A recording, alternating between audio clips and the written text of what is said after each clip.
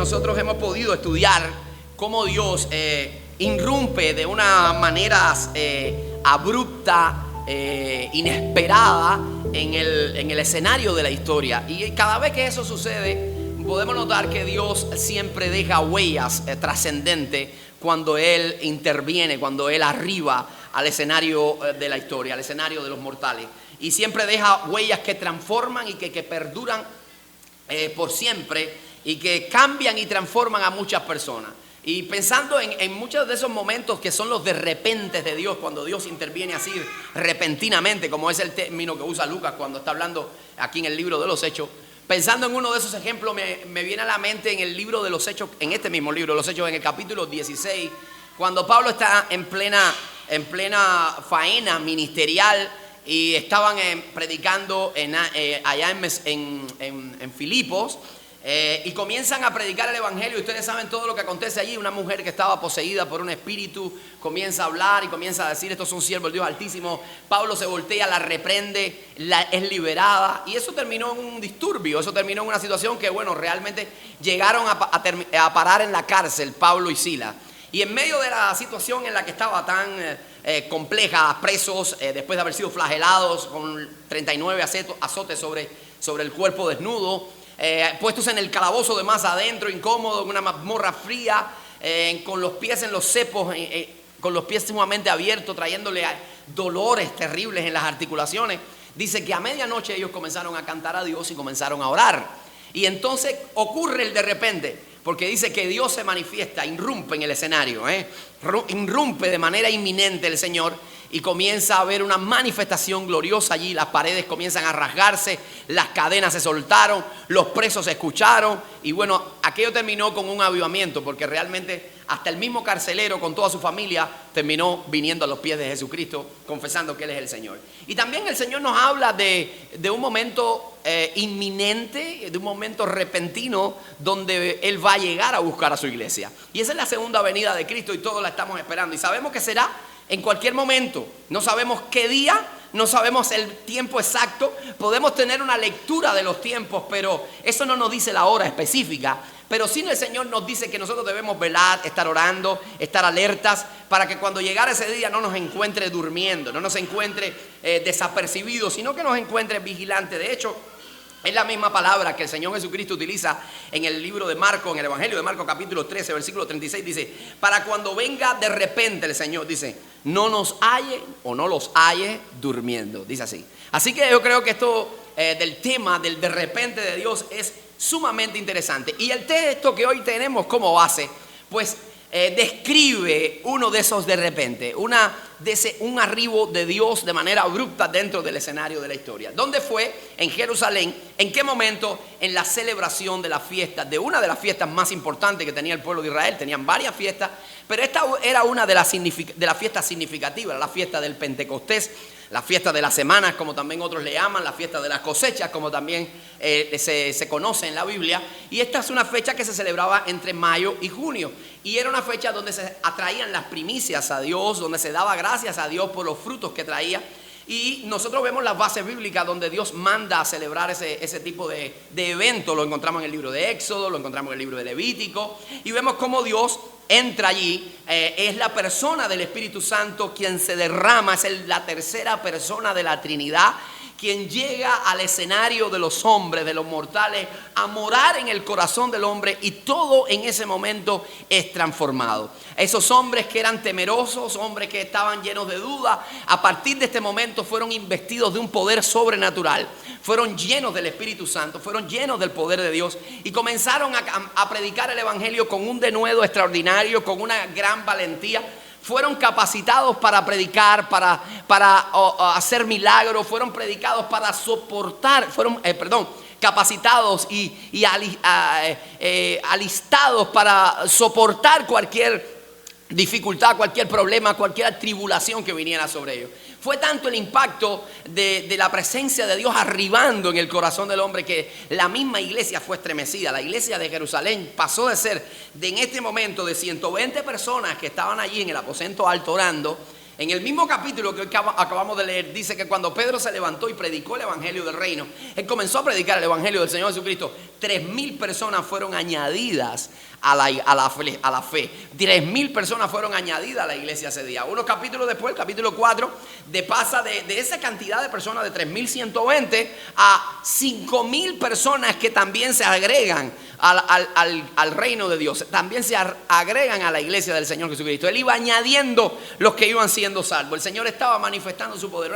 Se convirtió en fracciones de segundos en una mega iglesia. Así que los de repente de Dios siempre, amado, los arribos de Dios inminentes siempre traen un resultado positivo y dejan una huella en el corazón del hombre. Y yo creo que cada uno de nosotros hemos experimentado en lo particular, en lo personal, en algún momento un de repente. Hemos experimentado uno de esos arribos de Dios que llega de una manera increíble a nuestras vidas y todo lo transforma, todo lo cambia. De hecho, quizás algunos de los que están aquí en esta mañana en algún momento va a experimentar, muy pronto va a experimentar uno de esos arribos de Dios a tu vida. Dios va a llegar de manera poderosa a tu vida, va a transformarlo todo, va a transformar tu mentalidad, va a transformar tu corazón, va a transformar incluso tus circunstancias, las circunstancias que te rodean. Y es que Dios se manifiesta de esa manera. Ahora, nosotros vamos a ver en esta mañana cómo se debe proyectar un creyente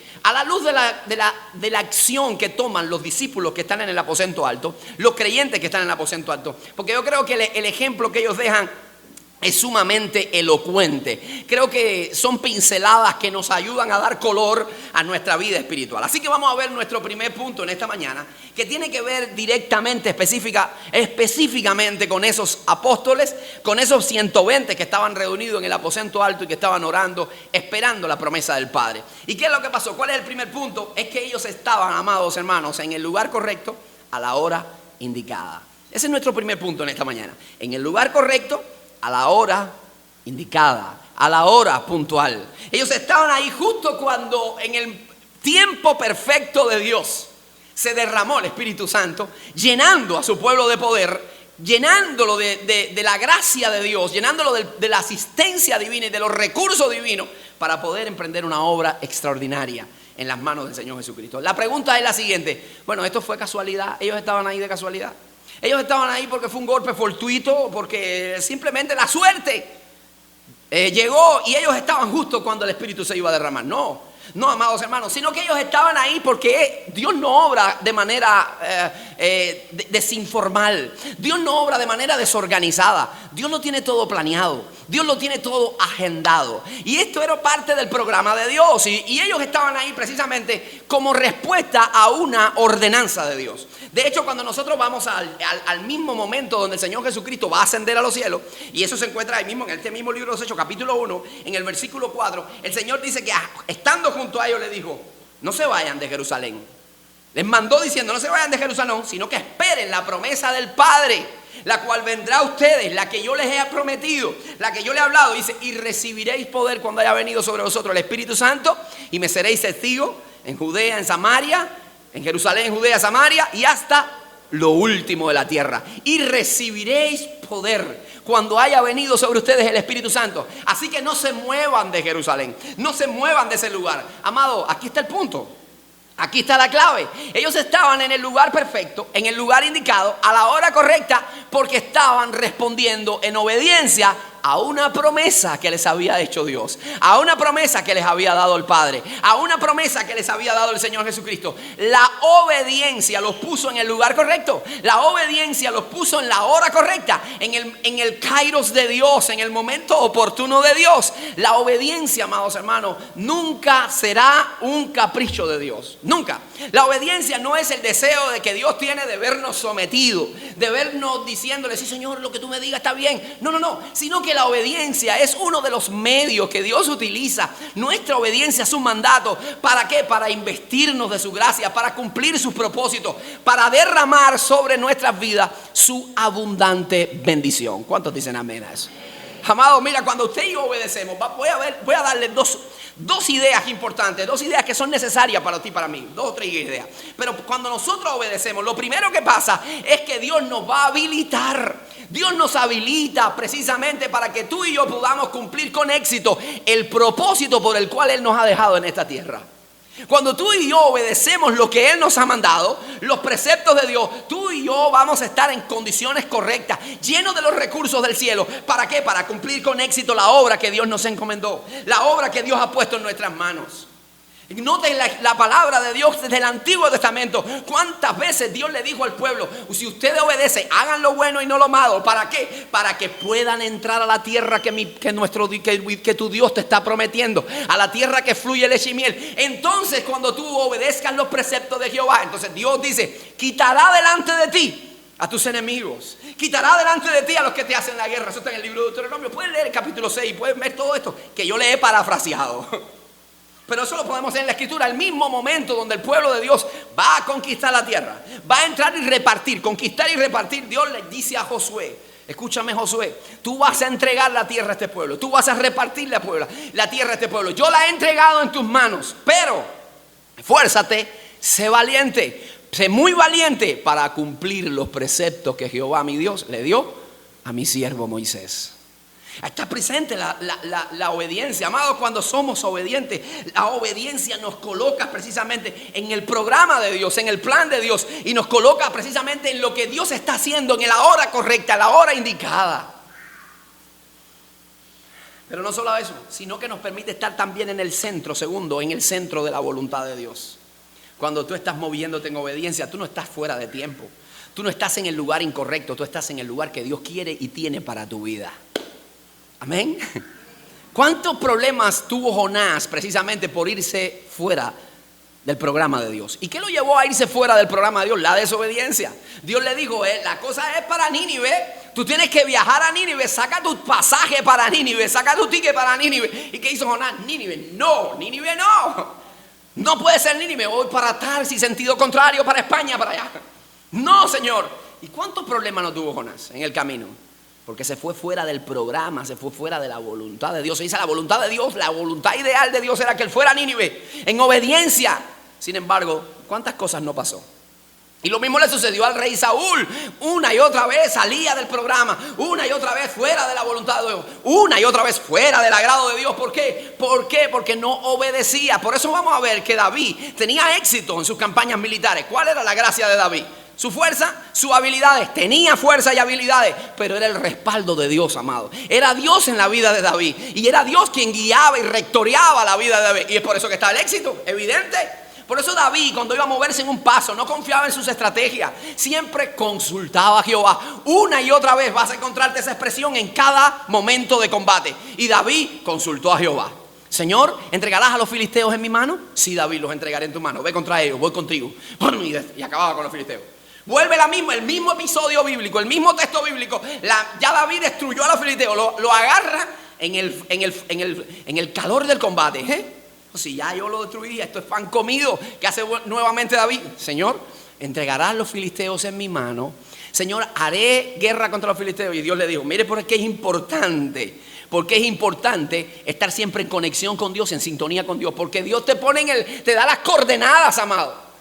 Y no siempre es igual. Y hay veces nosotros queremos encajonar a Dios y encapsular a Dios y decir: no, Dios es así, porque esto es 2 más 2 es igual a 4. No, Dios es soberano y Él obra como Él entiende. Y hay momentos que tiene un trato de una manera y hay otros que de otra. Así que en ese momento Dios le dijo: no, esta vez no. Esta vez detente, espera. Y cuando sientas el sonido sobre las copas de los árboles, de las balsameras, entonces, como si fuera el sonido de carros de caballo, tú lánzate sobre ellos, porque Jehová va delante de ti. Y así fue, David lo hizo.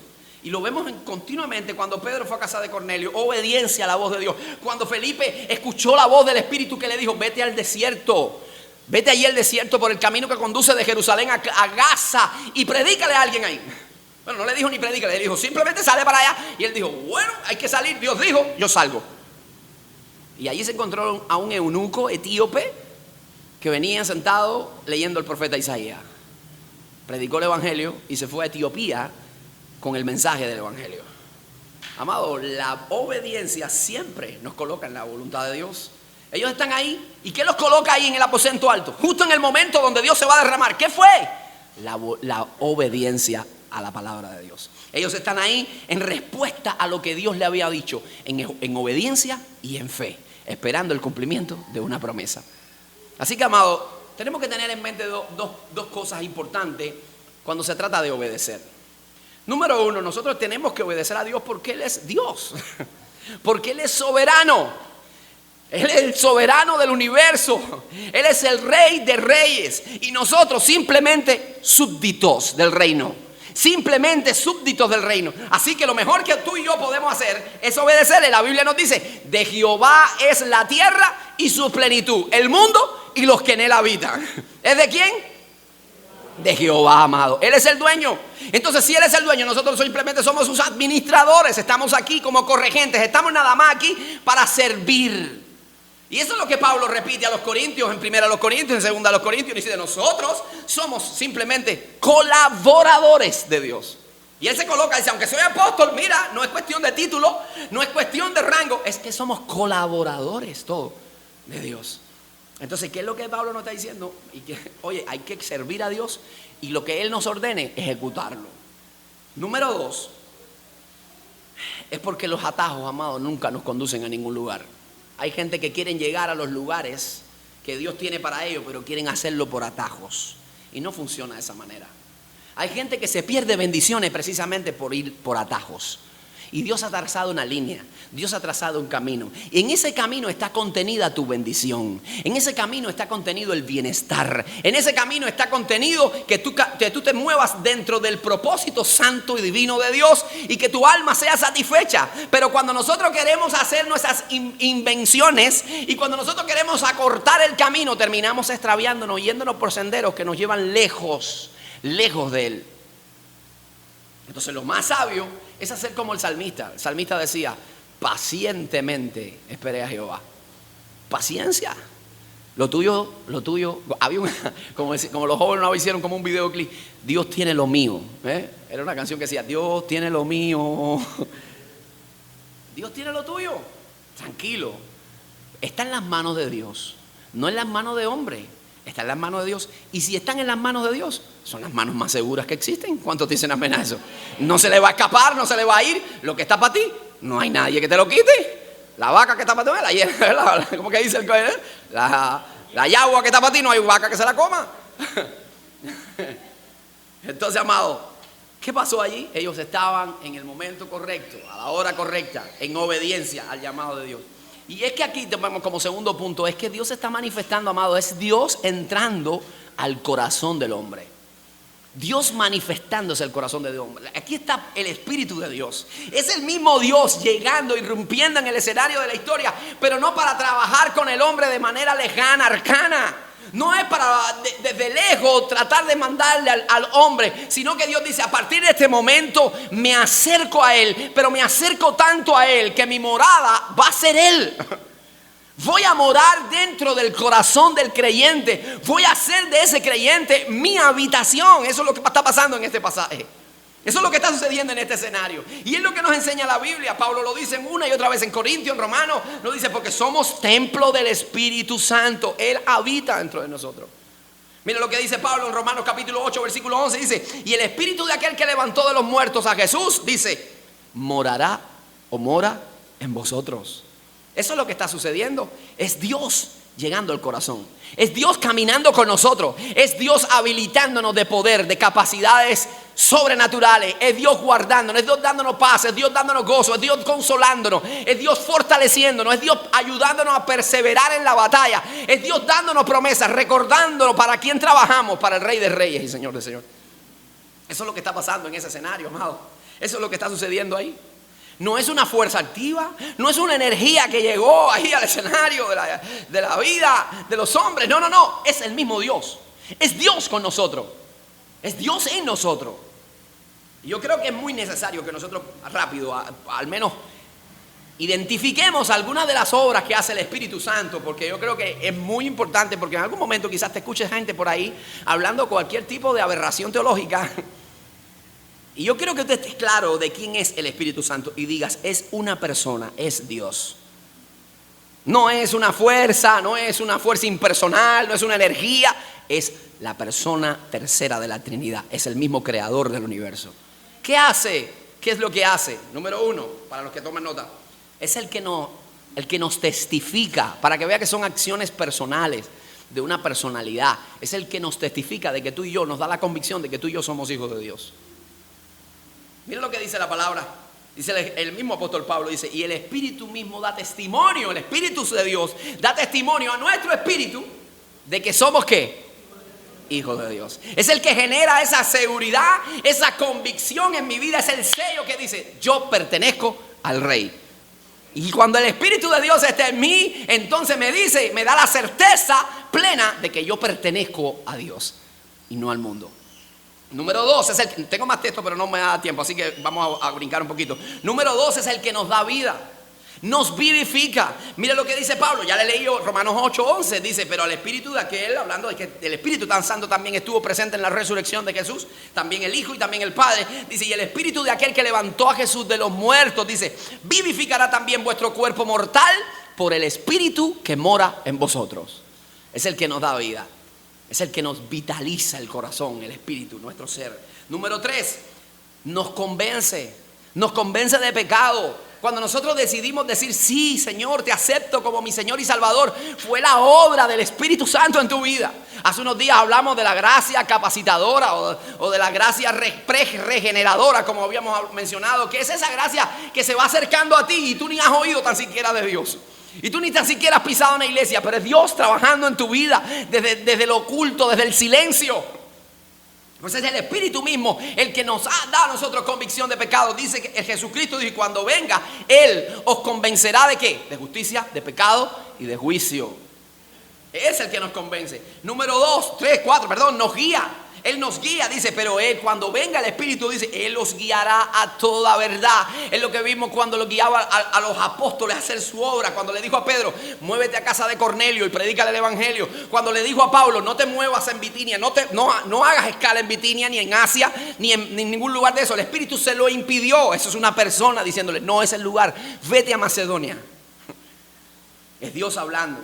Número 5, es nuestro maestro, amado. Ninguna fuerza impersonal nos puede enseñar nada. Solamente Dios como persona nos puede enseñar. Dice el Señor Jesucristo que cuando Él venga, dice, nos enseñará todas las cosas. Nos enseñará todas las cosas. Y en aquella misma hora dice, y dirá, pondrá en tu boca lo que tienes que hablar. El apóstol Pablo dice, porque este evangelio, esto que nosotros predicamos, no lo hacemos por enseñanza de filosofía humana, sino por la enseñanza que nos da el Espíritu de Dios. Lo que te quiero decir con esto, amado hermano, es que nadie en esta tierra puede vivir el cristianismo si el Espíritu de Dios no vive en él. Nadie de los que estamos acá puede ni tan siquiera dar un paso en la fe y decir soy cristiano si es que el Espíritu de Dios no da testimonio de eso. Tú necesitas vivir la vida cristiana, pero la única manera de hacerlo es que Dios viva en ti. Porque afuera, a fuerza humana, no se puede. No se puede, nadie puede. Si nosotros intentamos vivir la vida cristiana sin comunión con Él, sin que Él viva en nuestro corazón, amado, lo que estamos haciendo es un plagio de la vida cristiana, una réplica barata de lo auténtico. Y lo que vamos a hacer es ruido nada más y no va a pasar nada, no va a haber efectividad en nuestra vida. Tú y yo necesitamos la presencia del Espíritu en nuestra vida. Y todo programa, todo proyecto, todo lo que vayamos a hacer tiene que ser con Él de centro. Él es el que nos mueve, Él es el que nos alienta, Él es el que nos dirige, Él es el que nos enseña, Él es el que nos capacita y nos consuela cuando estamos caídos.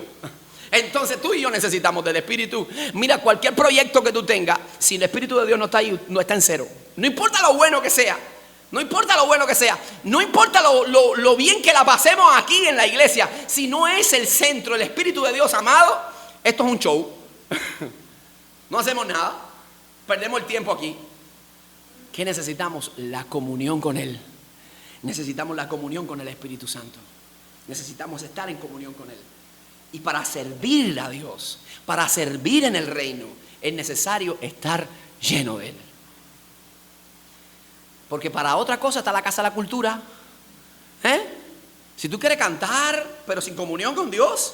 Si tú quieres cantar, pero sin tener compromiso con el reino, tú te puedes ir para la Casa de la Cultura. Ahí te van a dar banderín abierto. Pero en el reino de Dios hay que vivir llenos del Espíritu y en santidad. El Espíritu que nos santifica. No es comisión de embullo. Pararse en el altar es serio. Pararse aquí y ministrar es serio. Demanda una responsabilidad. Estamos aquí como voceros del Rey de Reyes, amados. Somos embajadores del reino. Y nosotros tenemos que estar al menos lo más alineados a eso. ¿Se está entendiendo lo que digo? Entonces, para servir en cualquier área. No se trata solo de pararse aquí a predicar en un púlpito, no se trata de eso. No se trata de eso. Hasta para servir en el área más sencilla de la iglesia hay que estar lleno del Espíritu. Pues sí, porque algunos dicen, no, para predicar, para cantar, para hacer una poesía, para dirigir un devocional. No, para todo, para todo. Mire, los diáconos, eso es algo evidente. Los diáconos surgen en Jerusalén, capítulo 6 del libro de Hechos. Surgen por una necesidad, ¿para qué? Para servir. Para servir a la mesa de las viudas, para llevarle los alimentos a la viuda. Había un conflicto entre la viuda, los griegos y demás. Y querían que los apóstoles se metieran en ese asunto. Hoy arriba, los apóstoles a darle los alimentos a las viudas, ayudar a las viudas. Y los apóstoles dijeron, no es justo, no es prudente que nosotros descuidemos la predicación del evangelio y la oración, estar preparándonos, estar predicando, estar tratando con la gente para ocuparnos de eso. Vamos a buscar gente que haga eso. Y dice, ¿quiénes van a hacer eso? Los diáconos. ¿Y cuáles son los requisitos que deben tener esos diáconos? Dice, llenos del Espíritu Santo. Deben ser llenos del Espíritu Santo. Entonces, para servir en la mesa, limpiando, cocinando, chapeando, predicando, debemos estar llenos de ese Espíritu de Dios. ¿Me dicen amén? Entonces, es importante la llenura del Espíritu Santo. ¿Por qué? ¿Qué cosa quiere decir lleno del Espíritu Santo? Vamos a aclarar eso un rápido para pasar a otro punto. ¿Qué quiere decir lleno del Espíritu Santo? Amado, estar lleno del Espíritu Santo es mucho más que hablar en lengua. Va más allá de eso. Va más allá de hablar en lengua, va más allá de tener una manifestación exterior, va mucho más allá de eso. Cuando la Biblia habla de la llenura del Espíritu, aunque sé que este texto habla de hablar en lengua, pero note que son lenguas idiomáticas. Ese es el don que pasó, es que se ejecutó en ese momento ahí, que se puso de manifiesto. Personas, dice, que nunca habían oído hablarla en su idioma, en medos, en persa, en los del Ponto, los de Panfilia, los de Cirene. Dice, ¿y cómo esta gente yendo a Galileo pueden hablar? Eso que yo ahora mismo me pongo aquí a hablarle en chino a ustedes. Y usted dice, ¿pero cuándo el pastor estudió chino? No, eso es que Dios me lo dio. O que me ponga a hablar en japonés. Usted no entiende. Y que un japonés me escuche. Ese es el don. Ahora, pero va mucho más allá de eso. La llenura del Espíritu va más allá de hablar en una lengua, de tener una manifestación. Amado, es ser controlado. Es ser dominado. Es ser guiado plenamente por Él. Es que Él se siente en el volante de mi vida. Él tome el timón y Él sea el que dirija. Y yo simplemente el copiloto. Él tome dominio de mi mente, voluntad, de mi corazón, de todo mi ser. Y Él lo controle. Eso es ser llenos del Espíritu Santo, amado. Que Dios nos controle. Y eso es necesario para ti y para mí. Necesitamos eso. Y Dios quiere hacerlo. Porque Dios no da su Espíritu por medida a nadie. No, Dios no dice, no, te tocan 2 libras hoy de Espíritu Santo. Ven para la semana que viene para darte 1,5 libras de más. No, Dios te da el Espíritu abundante a todo. Te va a llenar. ¿Tú sabes qué es lo que sucede? Que somos nosotros los que tenemos grietas. Que todos los días nos vaciamos. Pero si nos vaciáramos, pero es que nos vaciamos y nos llenamos de nosotros mismos también. Entonces necesitamos continuamente ser llenos. Y esa es una meta teológica que Pablo presenta continuamente en sus cartas. Dice, ser llenos es algo que está en presente continuado todos los días. Porque hay grietas, hay huecos, hay hendiduras en nuestro ser, en nuestro carácter, que por ahí se nos drena la vida. Y necesitamos ser renovados en eso. Necesitamos ser llenos del Espíritu. Cuando somos llenos del Espíritu Santo, ¿sabe qué lo va a suceder? Número 1, vas a poder predicar el Evangelio del Reino con el poder del cielo.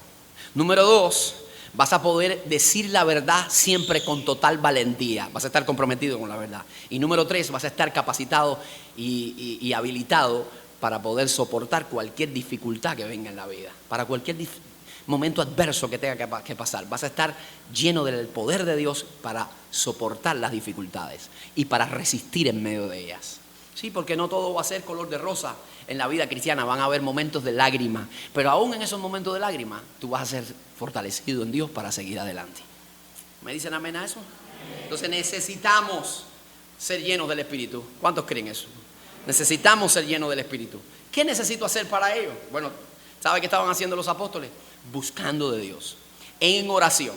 Yo necesito tener un apetito vehemente por la presencia de Dios. Yo necesito buscar a Él. Yo necesito estar en oración. Yo necesito estar en comunión con Él. Número 2, yo necesito obedecerle a Él. Yo tengo que no solamente orar y pasar tiempo aferrándome ahí, reclamando sus promesas, sino que yo tengo que cumplir los mandatos también que hay en la palabra. Y número 3, yo tengo que creer. Yo tengo que tener fe para actuar cuando Él me pida que actúe. Y esos 3 elementos nos van a ayudar a nosotros, por lo menos a estar preparados para cuando el Espíritu de Dios irrumpa. Bueno, ya Él está en nosotros, pero cuando Dios quiere irrumpir en nuestra vida de manera repentina y transformarlo todo, amado. Y con esto voy terminando. Y es mi punto tercero. Y en mi punto tercero le puse un subtítulo ahí que quizás a lo mejor a alguno le diga, bueno, qué raro está. Pero es hacer surf en la ola de Dios. Ustedes saben, ¿han visto películas de surf, de surfismo? El deporte, ¿han visto lo que es el deporte del surf? Al sur de California, las películas esas que están las olas inmensas y están los surfistas ahí esperando en la playa, en la orilla, que venga una ola para salir corriendo y subirse en la tabla y navegar sobre la ola. Ese es el surf. Ahora, lo interesante de todo eso es que ningún atleta de surf puede producir una ola. La ola la hace Dios, amado. Él lo único que puede hacer es esperar con paciencia que venga la ola. Y cuando Él ve la ola, bueno, pues salir a la acción, montarse en su tabla y navegar por encima de la ola y hacer todas las actividades y maniobras que ellos hacen en la zona. Y así mismo es la vida de Dios. Así mismo es el escenario que nosotros estamos viendo hoy en el capítulo 2 del libro de Hechos. Ellos, los apóstoles, estaban en el aposento alto simplemente esperando su ola. Ellos no generan olas. Ellos no pueden generar el mover de Dios. Es Dios el que llega. Es Dios el que irrumpe. Es Dios el que hace milagros. Es Dios el que produce el querer como el hacer. Es el Dios el que hace los milagros y el que trastorna toda Jerusalén. Ellos simplemente tienen que estar apercibidos, esperando que venga la hora para subirse en ella. Y así es nuestra vida, amado. Solamente tenemos que esperar que Dios quiera hacerlo, porque nosotros no podemos producir nada. Simplemente movernos en la cuerda de Dios, movernos en la fuente de Dios, en la dirección que Dios quiera dirigirnos, irnos por nosotros ahí. Porque tú y yo nada podemos hacer. Él es el que levanta a los muertos. Él es el que da vida a huesos secos, amado. Cuando usted ve el libro de Ezequiel, ¿quién fue el que le dijo? Dios le dijo a Ezequiel: profetiza sobre esos huesos que están secos. Profetiza sobre ellos. Y cuando él comienza a profetizar, dice: huesos, aquí hay palabra de Jehová sobre ustedes. Dice que aquellos huesos comenzaron a tener músculos, tejido, y comenzó a tener vida. Porque es Dios el que produce la vida, amado, no nosotros. Nosotros no podemos producir un avivamiento. Nosotros no podemos producir vida a nadie. Nosotros únicamente lo que podemos hacer es seguir lo que Dios está haciendo y movernos en la dirección que Dios está moviendo. Fue Jesús el que se paró frente a la tumba de Lázaro. Nadie más podía hacer eso. Fue la misma vida quien le impregna vida a un cadáver de 4 días, amado. Es Él, solamente Él. Y cuando lo vimos los apóstoles también haciendo manifestaciones de ese tipo, no era ni tan siquiera Pedro, Juan, ni ningún otro. Era Dios en ellos. Era el Espíritu de Dios respaldándole. Era el Espíritu de Dios haciendo su obra. Entonces nosotros simplemente, amados hermanos, lo que tenemos que hacer es movernos en la cuerda de Dios, amado. Movernos en la cuerda de Dios. Tomar la ola. Tomar la ola. Y eso es lo que Dios nos manda a hacer. Y para eso yo tengo que saber varias cosas. Número 1, yo tengo que saber, en primer lugar, mire, yo tengo que saber que Dios hace su obra extraordinaria con gente ordinaria. Y eso nada más lo puede hacer Él. Porque si yo fuera a hacer una obra, buscaría a los más calificados. Porque no quiero fracasar. Yo no quiero fracasar. Así que voy a buscar a la gente que sabe del asunto. Si yo quiero arreglar algo, voy a buscar al que sabe de eso. Si yo quiero arreglar un televisor, voy a buscar al técnico. Si yo quiero arreglar los ventiladores, busco ahí a Belito, que yo sé que es un hombre que sabe de electricidad y todas esas cosas. Ingeniero eléctrico. Yo busco a la gente, pero Dios no hace así. Dios busca gente ordinaria, rústica, sencilla, para hacer obra extraordinaria. Y estos apóstoles, unos pescadores que apenas podían dominar bien el griego, ni tan siquiera el clásico, el koiné, el más común. Esos apóstoles trastornaron Jerusalén con el poder de Dios. Y no se quedaron en las murallas, limitados ahí a las murallas de Jerusalén. Dice, se extendieron y está llegando hasta lo último de la tierra, cumpliendo la promesa de Dios. Ese es Dios. Y vaya a la Biblia y va a encontrarse a Pedro, va a encontrarse a Juan, va a encontrarse a hombres como David, que era un simple pastor de ovejas, y Dios glorificándose a través de ese siervo, a través de ese niño, prácticamente derribando a un gigante y luego dejándonos un libro de salmos que nos enamoran el alma. Porque Dios hace su obra extraordinaria con gente ordinaria. Si en algún momento alguien te ha dicho que tú no tienes, que tú no calificas, que tú no puedes porque tú no tienes las habilidades para que Dios pueda hacer algo contigo, eso es mentira. Porque Dios a los que llama capacita, y a lo vil, a lo menospreciado, a lo que no es, Él llama para avergonzar a lo que es. Ese es el Dios que tenemos. No le importa utilizarnos nosotros, defectuosos e imperfectos, en una obra tan grande. Ese es el Dios que tenemos. Número 2, es que a Dios no le hace falta masividad para hacer su obra, hermano. No le hace falta. Mira, ¿tú sabes cuánta gente había aquí? Puedes ponerlo en contraste con la población, con el número poblacional en Jerusalén. No llegaban ni a un 0.1%. Eran 120. 120 en un aposento alto, amado. En una casa allí orando, 120 personas. Y de pronto llegaron a ser más de 5,000 personas caminando con Jesús. Wow, eso lo hace Dios. A Dios no le hace falta tener mucha gente para hacer su obra. Los grandes moveres de Dios empezaron con pequeña gente, con 1, con 2, con 3, con 4, 5 que se alinearon con Él y dijeron: Señor, estoy inconforme con lo que está pasando. Tengo deseo de buscarte, tengo anhelo por buscarte. Y Dios se derramó, porque a Dios no le hace falta 50 personas. Con 2 o 3 es suficiente. Con 12 le fue suficiente, y uno de ellos traicionó a 11. De 120 pasaron a más de 500 personas. Bueno, de 120 se diezmó, porque eran 500 personas que estaban ahí con Jesús cuando le ordenó eso. Cuando Jesús le dijo: vayan a Jerusalén. Porque luego Pablo dice en Corintios capítulo 15 verso 6, Pablo dice que el día que Jesús fue recibido en gloria, dice, había más de 500 personas que lo vieron resucitado. Y Pablo dice, y muchos de ellos todavía viven, están por ahí caminando, están por ahí en cualquier congregación. Pueden ir y hablar con ellos de que vieron a Jesús vivo. Pero de esos 500 me quedo con 120 en el aposento alto. ¿Dónde están los demás? Se diezmaron. Pero la obra de Dios Él la hace con poca gente, no importa. Pero gente dispuesta, deseosa de hacer su obra. Con 300 gente, 300 hombres, Gedeón derrotó un ejército. Con hombres apocados, llenos de deudas, llenos de temores, en una cueva en Adulán, David se convirtió en un guerrero extraordinario. Y esos fueron los valientes de David. Amado, no importa que tú tengas poco, no importa que seas poquito en lo que estás haciendo. Dios ve lo poco y Dios te pone sobre mucho también cuando eres fiel. En lo poco has sido fiel, sobre mucho te pone el Señor. Y finalmente, amado, mire qué interesante, porque está pasando todo esto, la gente recibiendo los milagros, la gente aceptando al Señor Jesucristo como su Salvador. Jerusalén se están conmoviendo las bases. Gente que con temor de Dios por lo que está viendo, y de pronto en el versículo 13 hay alguien como que viene a aguar la fiesta. Porque esto siempre va a pasar. Cada vez que hay un mover de Dios, cada vez que Dios te está usando, van a haber gente que te van a vitorear, que te van a aplaudir, que te van a decir, wow, qué bien. Pero van a haber otros que van a llegar a succionarte tu entusiasmo, que van a haber otros que van a llegar con una palabrita de crítica. ¿Para qué? Para que te frenen, para que no avance. Y dice, y otros decían, mira el verso 13 lo que dice, mas otros burlándose decían, oh, están llenos de mostos, esa gente lo que están es borracho, esa gente está ebrios, mira cómo están esa gente. Siempre va a pasar. Cuando hay un mover de Dios hay gente que te va a decir, sigue adelante. Hay otro grupo minoritario que te va a decir, estás perdiendo tu tiempo, no te metas en eso, sal de ahí.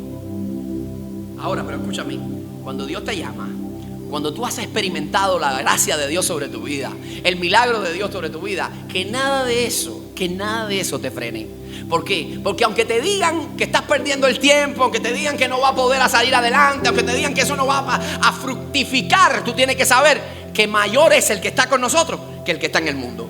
Mayor es el que está con nosotros que el que está en el mundo. Dios es más grande, Dios es poderoso, Dios es soberano y está con nosotros caminando 24/7, amado. No hay que temer, no hay que desconfiar, no hay que tener ansiedad por el futuro, porque mi suerte la sustenta Jehová de los ejércitos. ¿Cuántos dicen amén a eso? Aleluya.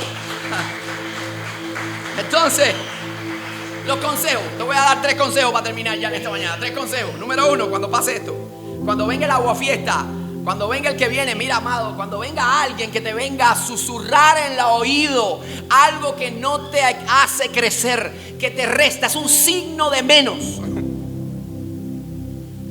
Sea valiente y dígale: no me hables si no me va a edificar. Lo que tú me vas a decir me va a edificar.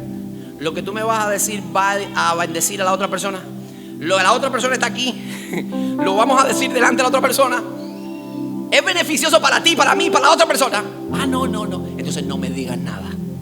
Vamos a dejarlo ahí. Entonces, primer consejo: no permita que esas palabras frenen tu entusiasmo, frenen tu fe y te paren para lograr el propósito que Dios te ha dado. Sigue adelante.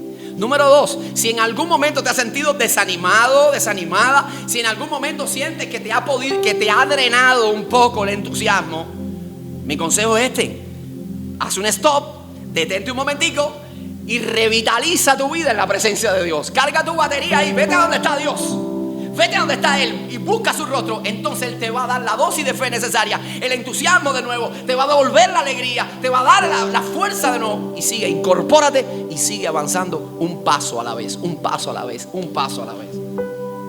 Y en tercer lugar, quiero que tengas esto presente: tu futuro, tu propósito no está en la boca y en las manos de la gente, está en la mano de Dios. Olvídate de lo que te pueda decir la gente. Olvídate de lo que te pueda pronosticar la gente. Olvídate de la gente que te diga: tú no eres bueno para esto, tú no vas a lograr esto, o para mí tú no eres esto o aquello. El que dice la última palabra es Jehová, es Dios. Y si Dios te llama, si Dios te capacita, si Dios te ama, si Dios te llamó, si Dios te está guardando, ¿qué importa lo que diga el mundo? ¿Qué importa lo que grite el infierno? Dios está conmigo, y si Dios está conmigo, ¿quién contra mí? Dios es mi rey, es mi redentor, Él es mi consuelo. De Él viene mi paz. Tranquilo. Entonces sigue adelante en el llamado de Dios.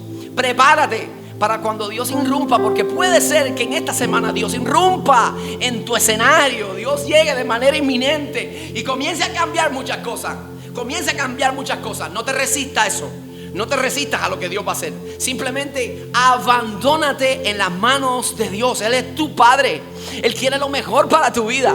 Dios te ama como nadie te ha amado ni te va a amar en esta tierra. Nadie. Supera el amor de tu papá, de tu mamá. Supera el amor de tu esposo, de tu esposa. El amor de Dios es inmenso y nunca te va a dejar abandonado. Y si estás a mitad de camino, cree, escúchame, cree que Dios te va a llevar al otro lugar.